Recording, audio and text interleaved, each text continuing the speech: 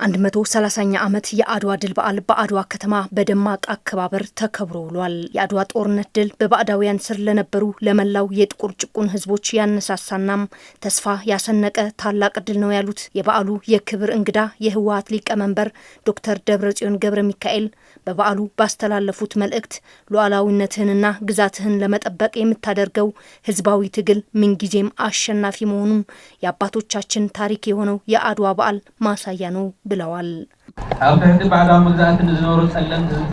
የአድዋ ድል በዓል በባዕዳውያን ግዛት ስር ለነበሩ ጥቁር ህዝቦች የነጻነት ተምሳሌት ነው።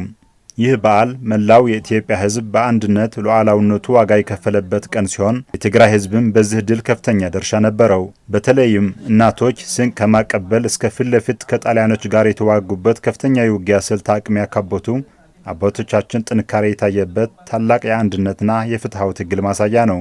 የትግራይ ህዝብ በዚህ ታሪካዊ የድል ወቅት ሆኖ በፌዴሬሽን ምክር ቤት የተወሰነለትን ውሳኔም ከጫፍ እስከ ጫፍ ተቃውሞታል ያሉት ዶክተር ደብረጽዮን የአሁኑ ትውልድ የአባቶቹን ክብርና ታሪክ ለማስጠበቅ ለብሔራዊ ህልውናውና ሉዓላዊነት ግዛቱ ፍጹም የማይደራደር መሆኑን ማረጋገጡን በማስታወስ አሁን ያሉትን ችግሮች ፖለቲካዊ በመሆናቸው በሰላምና በውይይት ለመፍታት ጥረት እንደሚደረግ ጠቁመዋል።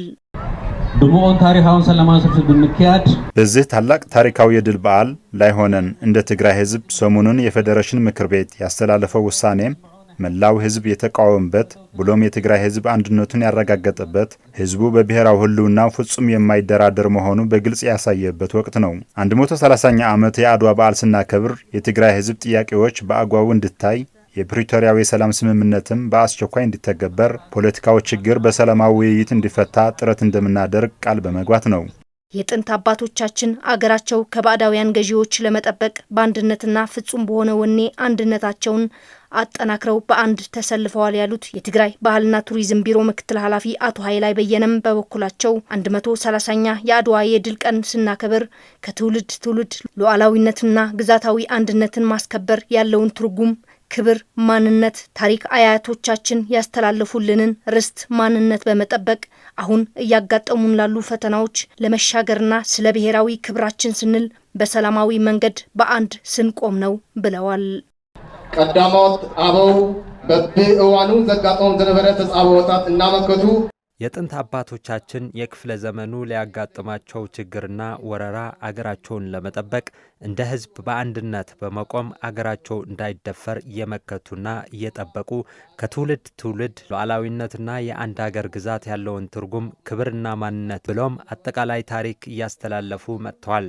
የዛ አንድ ታሪክም የአድዋ ታላቅ የድል ቀን ነው።